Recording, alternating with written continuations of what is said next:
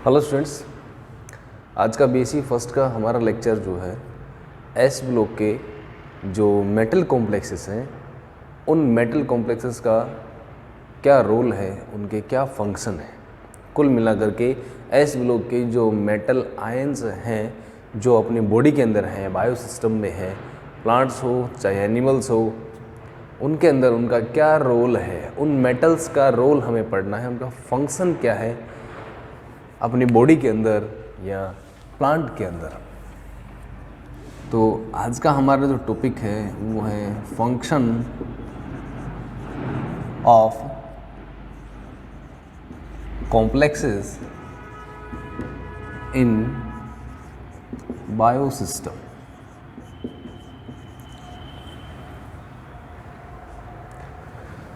तो in complex, जो भी कॉम्प्लेक्स अपनी बॉडी के अंदर है, हम कौन से मेटल्स की बात कर रहे हैं। मेटल्स तो बहुत सारे हैं, जैसे आयरन के कॉम्प्लेक्स भी अपनी बॉडी के अंदर भी है आयरन है, जिंक है, निकल है और भी बहुत सारे, कॉपर है। लेकिन हमें यहाँ कौन से ब्लॉक के एलिमेंट्स की बात करनी है? S block elements. ठीक है, तो एस ब्लॉक के एलिमेंट्स जो हैं, जो बॉडी के अंदर कोई कॉम्प्लेक्स बनाते हैं, कोई आयन होगा तो वो किसी ना किसी फॉर्म में वहाँ कॉम्प्लेक्स के फॉर्म में वो मिलेगा। ठीक है, तो एस ब्लॉक के वो कौन कौन से एलिमेंट हैं जो अपने बायोसिस्टम में कुछ ना कुछ रोल प्ले करते हैं। तो सबसे बेसिक मैं बता रहा हूँ, यहाँ पर मेनली अपन 4 एलिमेंट पर फोकस करेंगे। और वैसे आपको सबको पता होगा कि मैक्रोन्यूट्रिएंट्स अपनी बॉडी में, मैक्रोन्यूट्रिएंट्स कौन कौन से हैं, आपको याद होना चाहिए कि पूरी बॉडी के अंदर अपने मैक्रो एलिमेंट्स कौन कौन से हैं, तो आपको पता होना चाहिए।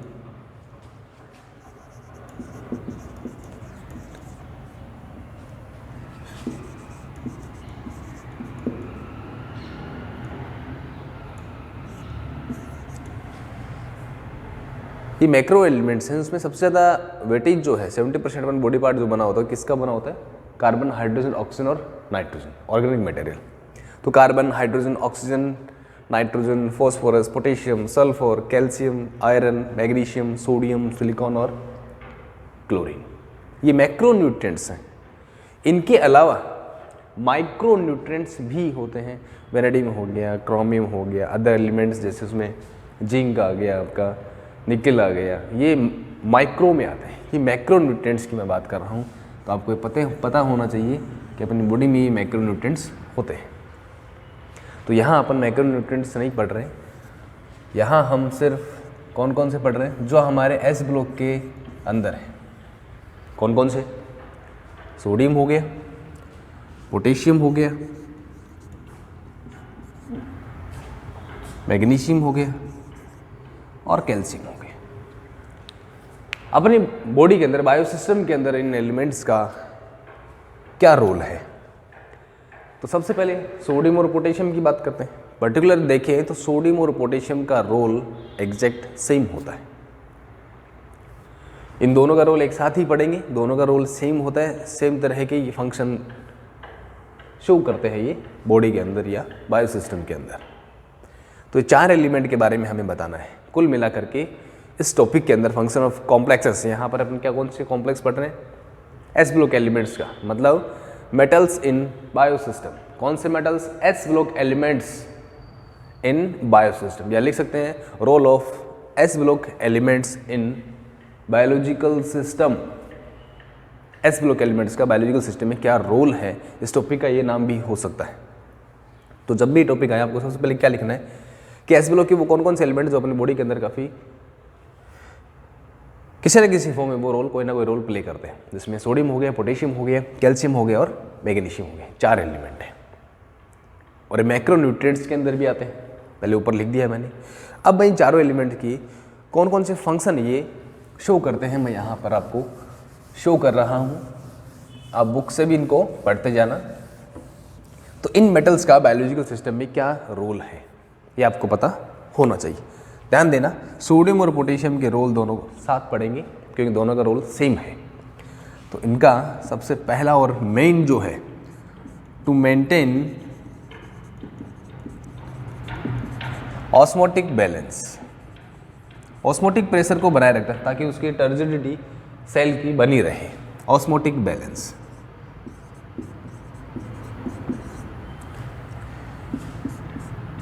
टू बैलेंस इलेक्ट्रिकल चार्ज,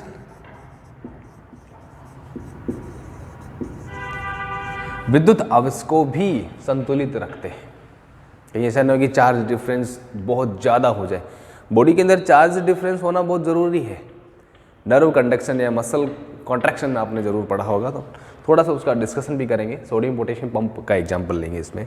इनका मेन रोल जो है सोडियम और पोटेशियम का, वो है ऑस्मोटिक बैलेंस बनाए रखना और बैलेंस इलेक्ट्रिकल चार्ज। एक रोल इनका और है एक्टिव ट्रांसपोर्ट लिख देता हूँ मैं यहाँ पे। ट्रांसपोर्ट में भी इनका काफ़ी रोल है और सिग्नल को ट्रांसफ़र करने में या चार्ज डिफरेंस बनाने में भी इनका रोल है। ट्रिगर का काम करता है एक तरह से, देखें। और एक किस तरह से होता है ध्यान देना। सोडियम पोटेशियम जो है एक बहुत ही इंपॉर्टेंट है, आपने पढ़ा भी होगा। इसके जो फंक्शन है, मेन जो फंक्शन जिस तरह से शो करते हैं, जो फेमस है सोडियम पोटेशियम पंप के नाम से। सोडियम पोटेशियम पंप के नाम से फेमस है कि क्या होता है सोडियम पोटेशियम पंप।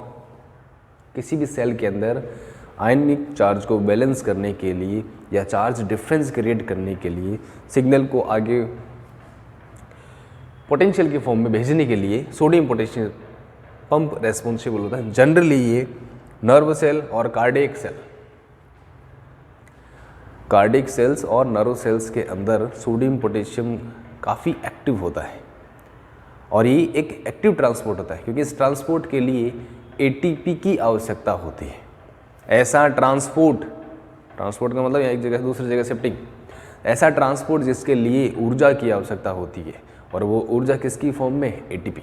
एटीपी को कोशिका की मुद्रा भी कहते हैं, currency of the cell, ATP. तो वहाँ एटीपी जिसके पास है वो सबसे ज़्यादा अमीर माना जाता है या एनर्जी होता है। और एनर्जी प्रोडक्शन कहाँ होता है, माइटोकॉन्ड्रिया में, वहाँ एटीपी बनते हैं बहुत। तो सोडियम पोटेशियम पंप एक एक्टिव ट्रांसपोर्टर है, इसमें एटीपी का यूज होता है। अब होता क्या है सोडियम पोटेशियम पंप, शॉर्ट में बता रहा हूँ, काफ़ी लंबी प्रोसेस है ये। शॉर्ट में इसका निष्कर्ष, कई कंपटीशन एग्जाम में भी क्वेश्चन आता है। इस क्वेश्चन क्या पूछता है कि सोडियम पोटेशियम पंप के अंदर सोडियम और पोटेशियम आयन का जो ट्रांसपोर्ट होता है वो किस रेशियो में होता है, रेशियो पूछता है। और वो रेशियो क्या है कि सेल के अंदर सोडियम आयंस हैं, वो सोडियम आयंस इस सोडियम पोटेशियम पंप के द्वारा सोडियम आयन तो कोशिका से बाहर चले जाते हैं, बदले में पोटेशियम आयन कोशिका के अंदर आते हैं। ध्यान देना, पहले सोडियम कहाँ था, सेल के अंदर, पोटेशियम कहाँ था, बाहर। हालांकि सोडियम पोटेशियम दोनों तरफ रहते हैं, लेकिन एक तरफ कंसंट्रेशन ज़्यादा होती है, दूसरी तरफ कंसंट्रेशन कम होती है। ये कंसंट्रेशन के अगेंस्ट होता है, इसलिए एटीपी की ज़रूरत होती है। अब ध्यान देना कि सोडियम आयन का ट्रांसपोर्ट आउटसाइड हो रहा है और पोटेशियम आयन इनसाइड आ रहा है, कोशिका के अंदर, सेल के अंदर ट्रांसपोर्ट हो रहे हैं। अभी इनका रेशियो क्या होता है, तो यहाँ मैं एक जनरल आउटलाइन लिख रहा हूँ, कोई रिएक्शन नहीं है, ये ट्रांसपोर्ट को बताने का तरीका है। 3 सोडियम आयन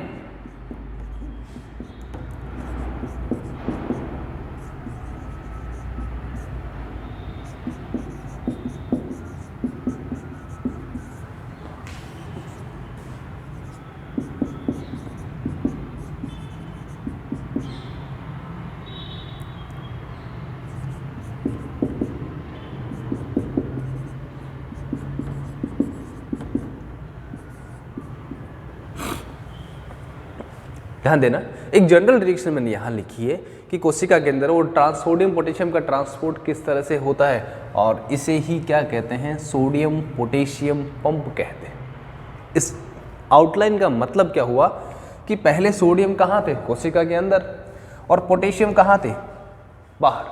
आउट लिखा है, आउट मतलब outside the cell, inside the cell. कोशिका के अंदर 3 सोडियम है, कोशिका के बाहर 2 सोडियम 2 पोटेशियम है। अब एटीपी का यूज हो रहा है, एटीपी का हाइड्रोलाइसिस हो रहा है और एटीपी का हाइड्रोलाइसिस हो गया, एटीपी किस में कन्वर्ट हो गया, एटीपी तो कन्वर्ट हो गया एडीपी में, एडेनोसिन ट्राइफॉस्फेट, एडेनोसिन डाइफॉस्फेट। और यहाँ पीआई जो लिखा है वो है इनऑर्गेनिक फॉस्फेट, आप यहाँ अकार्बनिक फॉस्फेट लिख सकते हैं, H3PO4 या आयनिक फॉर्म में रहता है। अब देखना, जो 3 सोडियम पहले कोशिका के अंदर थे, इन लिखा है ब्रैकेट में, अब वो ट्रांसपोर्ट होने के बाद कहाँ चले गए, आउटसाइड द सेल, इसलिए ब्रैकेट में क्या लिख दिया, आउट। पहले पोटेशियम कोशिका से बाहर थे और सोडियम पोटेशियम पंप के द्वारा ट्रांसपोर्ट हुआ, ट्रांसपोर्ट होने के बाद जो बाहर 2 सोडियम थे अब वो कहाँ आ गए, कोशिका के अंदर 2 पोटेशियम यहाँ पर इनसाइड आ गए। और एटीपी एडी में कन्वर्ट होता है, एनर्जी रिलीज होती है और एनर्जी इन ट्रांसपोर्ट में खर्च हो जाती है। ये है सोडियम पोटेशियम पंप। एग्जाम में क्या पूछा जाता है कि एग्जाम में स्टेटमेंट आते हैं कि सोडियम पोटेशियम पंप में 3 सोडियम आयन कोशिका से बाहर जाते हैं और 2 पोटेशियम आयन कोशिका के अंदर आते हैं। ये आपका स्टेटमेंट सही होगा। अगर एग्जाम में कहे कि 3 सोडियम आयन अंदर आते हैं, गलत होगा। 3 सोडियम आयन बाहर जाते हैं। सोडियम पोटेशियम पंप में 3 सोडियम आयन कोशिका से बाहर जाएंगे, बदले में 2 पोटेशियम आयन अंदर आएंगे। चार्ज डिफरेंस क्रिएट होता है जो नर्व सेल के अंदर सिग्नलिंग में काम आता है, सिग्नल ट्रांसपोर्ट करने का काम आता है। तो इनका सोडियम और पोटेशियम का मेन रोल मैंने यहाँ बता दिया है, आपको ऐसे ही पॉइंट बाय पॉइंट इनका एक्सप्लेन करना है, ठीक है। अब एक बात और करते हैं, लास्ट क्लास में मैंने क्राउन ईथर आपको पढ़ाया था और उन क्राउन ईथर्स में मैंने आपको बताया था क्राउन ईथर मेटल्स को अपने साथ जोड़कर कॉम्प्लेक्स बना लेता है और उसका ट्रांसपोर्ट करता है। ऐसे ही बायोलॉजिकल सिस्टम में आयनोफोर्स होते हैं, याद रखना इनको, ये वर्ड याद रखना, आयनोफोर। हिंदी में इसको आयनोफोर ही कहेंगे।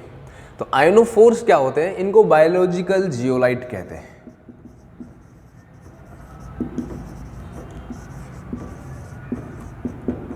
इनको बायोलॉजिकल जियोलाइट्स कहते हैं। और ये आयनोफोर्स करते क्या है, ध्यान देना, क्राउन ईथर्स जो मैंने बताए थे वो तो लेबोरेटरी के अंदर है, अपनी बॉडी के अंदर नहीं है। अपनी बॉडी के अंदर क्राउन ईथर से मिलते जुलते कुछ और नए कॉम्प्लेक्स मॉलिक्यूल मिलते हैं जो आयंस को उठा करके दूसरी जगह ट्रांसपोर्ट करते हैं, उनको क्या कहते हैं, आयनोफोर्स। तो हम कह सकते हैं कि क्राउन ईथर आयनोफोर्स के एनालॉगस ही होते हैं, उसके समझाते ही होते हैं, सेम काम होता है। लेकिन क्राउन ईथर तो लेबोरेटरी के अंदर होते हैं और आयनोफोर्स अपनी बॉडी के अंदर होते हैं। ये आयंस का ट्रांसपोर्ट करते हैं। 1-2 आयनोफोर्स का मैं एग्जांपल यहाँ लिख रहा हूँ। आयनोफोर्स को क्या बोलेंगे, ये मैक्रोसाइक्लिक मॉलिक्यूल हैं जो आयंस का पैसिव ट्रांसपोर्ट करते हैं। ध्यान देना, यहाँ एक वर्ड आया है passive transport.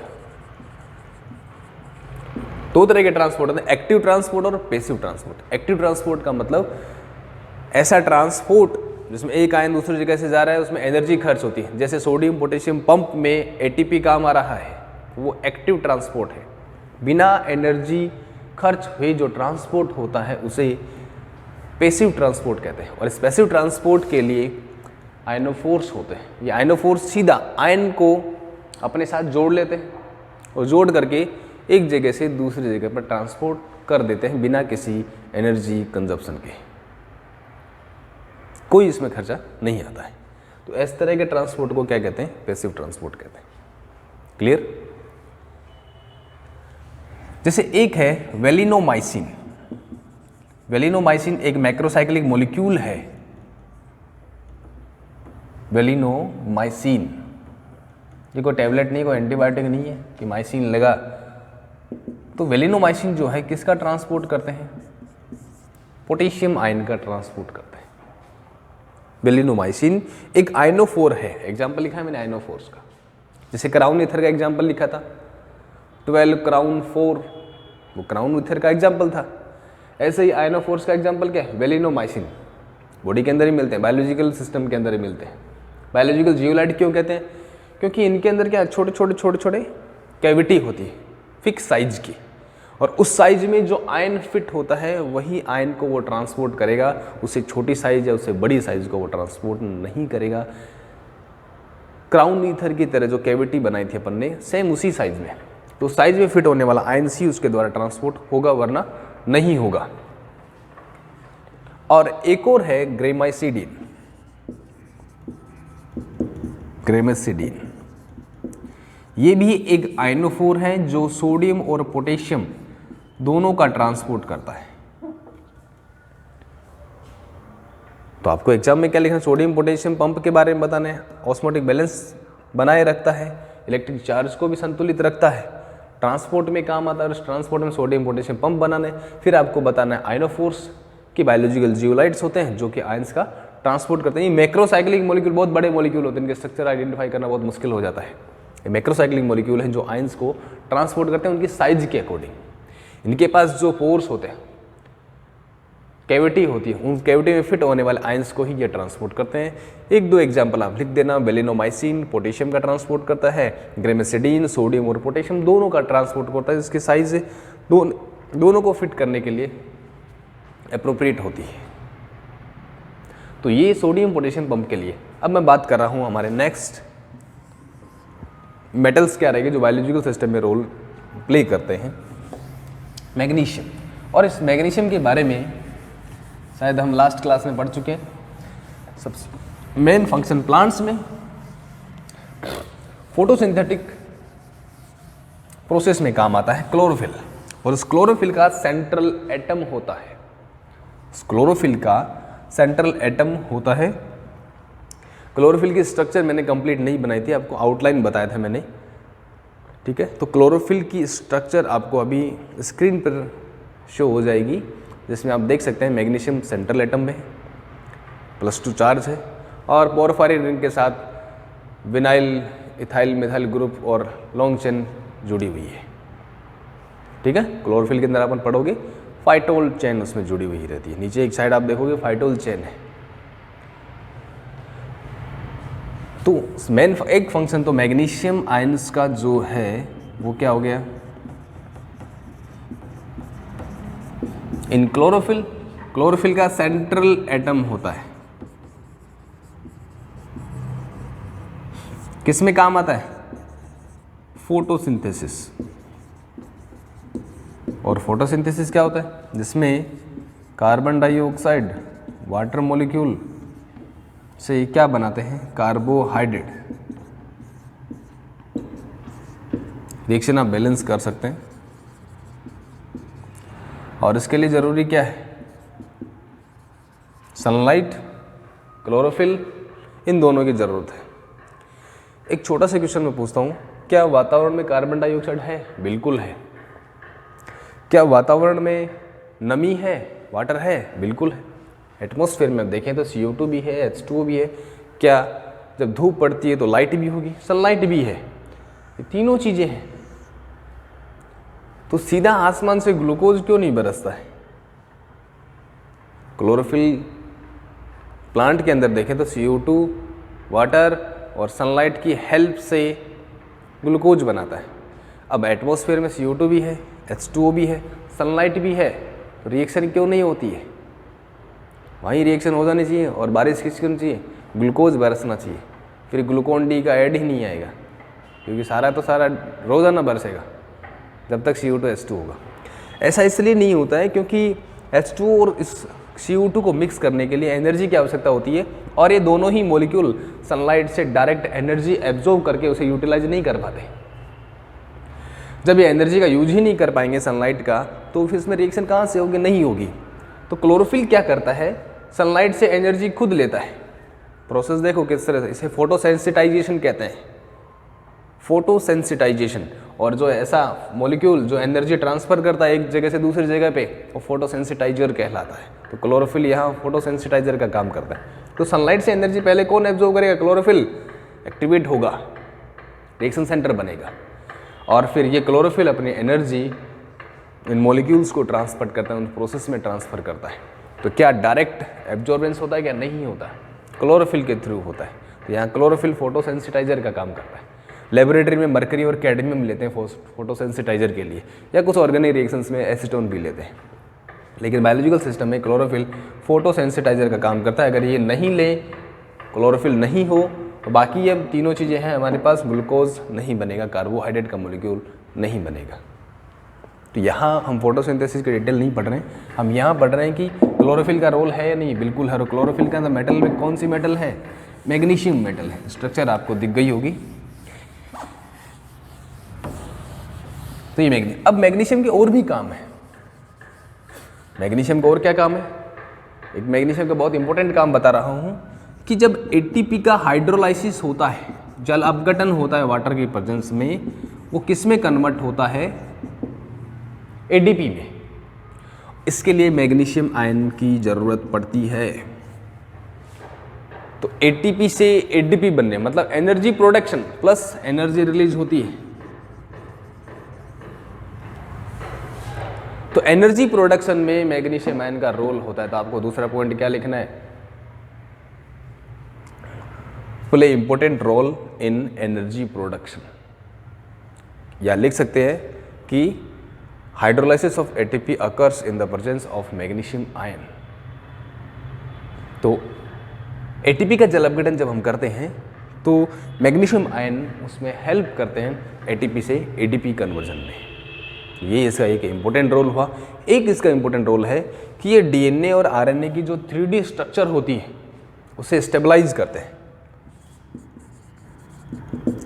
Stabilise 3D structure of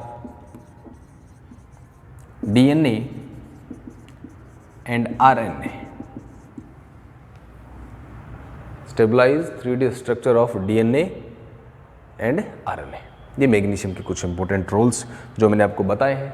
सबसे पहला क्लोरोफिल वाला, उसका सेंट्रल एटम होता है, उसमें फोटोसिंथेसिस की रिएक्शन आप लिख सकते हैं, शो कर सकते हैं। दूसरा आप एटीपी का हाइड्रोलाइसिस शो कर सकते हैं, जिसमें एनर्जी प्रोडक्शन में काम आता है। या पीआई मैंने पहले बताया था, पीआई क्या? Inorganic phosphate. देखो ट्राई फॉस्फेट है डाई फॉस्फेट में कन्वर्ट हो गया, 3 फॉस्फेट से 2 फॉस्फेट, तो 1 फॉस्फेट तो अलग हो गई, उसे इनऑर्गेनिक फॉस्फेट कहते हैं। अकार्बनिक फॉस्फेट की फॉर्म में वो अलग हो जाता है और एनर्जी रिलीज होती है। तो ये फॉस्फोर डाइएस्टर बॉन्ड जब टूटते हैं तो एनर्जी रिलीज होती है, हाई एनर्जी बॉन्ड कहते हैं। और 3D स्ट्रक्चर को स्टेबलाइज करते हैं। किसके 3D स्ट्रक्चर को? आरएनए और डीएनए। तो ये मैग्नीशियम के काफ़ी रोल हुए अपने बायोलॉजिकल सिस्टम के अंदर। नेक्स्ट बचा आपका कैल्शियम आयन की बात करते हैं। तो कैल्शियम आयन का क्या रोल है? सबसे पहले जब भी कैल्शियम आयन का रोल आपसे पूछे तो आपके दिमाग में 2 ही चीज़ें आती हैं, या तो दांत आएंगे, टिथ, और हड्डियाँ, कि हड्डियों में और दांतों में अच्छा रोल होता है। बिल्कुल पूरा रोल होता है, अच्छा नहीं होता। तो कैल्शियम आयन एक तो हमें याद आ गया कि टिथ, दांत। अब दांत में भी अगर आपसे पूछा जाए एग्जाम में कि कौन सा कंपाउंड होता है कैल्शियम में, तो आप बोलना एपेटाइट। टिथ के अंदर जो कैल्शियम मिलता है वो किसकी फॉर्म में मिलता है? एपेटाइट की फॉर्म में मिलता है।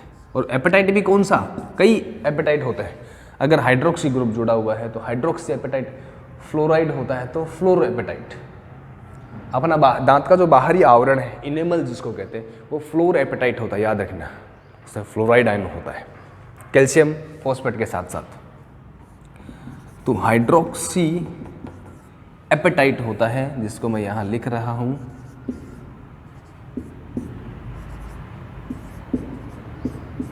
ये हाइड्रोक्सी एपेटाइट होता है जो दांतों का मेन कॉन्स्टिट्यूट होता है, मेन कंपोनेंट होता है। और इनेमल जो है वो फ्लोर एपेटाइट होता है, वहाँ कैल्शियम के साथ में 2 फ्लोराइड आयन आप और जोड़ सकते हैं। तो दांतों के अंदर काम आ गया। बोन्स, हड्डियों के अंदर भी काम आता है। टिथ सेकेंड बोन्स में। थर्ड आपने ब्लड, बायोलॉजिकल, जिन्होंने बायोलॉजिकल बैकग्राउंड वाले जो हैं, जिन्होंने 11th 12th में बायोलॉजी पढ़ी है, उनको पता होगा कि ब्लड क्लोटिंग के अंदर भी या कोएगुलेशन, रक्त स्कंदन में कैल्शियम आयन का काफ़ी रोल होता है। पढ़ा होगा आपने। उन प्रोटीन्स को एक्टिवेट करने के काम आता है, जो फाइब्रिनोजन वगैरह होते हैं उनको एक्टिवेट करने के लिए कैल्शियम आयन की ज़रूरत पड़ती है। तो ब्लड क्लोटिंग में भी हेल्प करता है। टीथ हो गया, बोन्स हो गया, ब्लड क्लोटिंग हो गया, एक इम्पोर्टेंट है। कैल्शियम आयन का सबसे अच्छा रोल जो देखने को मिलता है वो है cell signalling. Cell signalling cell के अंदर सिग्नल भेजने के लिए हेल्प करता है कैल्शियम आयन, और वो किसमें? नर्व सेल के अंदर और मसल्स के अंदर। मसल कॉन्ट्रैक्शन होता है और नर्व सेल में सिग्नल भेजने के लिए कैल्शियम आयन रेस्पॉन्सिबल होता है, ये याद रखना। ठीक है, तो मेन फंक्शन इसके क्या हो गए? टीथ के अंदर, दांतों के अंदर हो गया, बोन्स के अंदर हो गया, ब्लड क्लोटिंग के अंदर हो गया, और सेल सिग्नलिंग में नर्व सेल के अंदर और मसल कॉन्ट्रैक्शन के अंदर कैल्शियम आयंस का काफ़ी रोल होता है। तो हमने सोडियम के बारे में पढ़ा, पोटेशियम के बारे में पढ़ा, मैग्नीशियम के बारे में पढ़ा, कैल्शियम के बारे में पढ़ा। ये एस ब्लॉक के एलिमेंट्स है जो बायोलॉजिकल सिस्टम के अंदर एक अच्छा रोल प्ले करते हैं। तो ये था आपका बायोलॉजिकल सिस्टम में इन एलिमेंट्स का रोल क्या होता है, क्या फंक्शन होते हैं।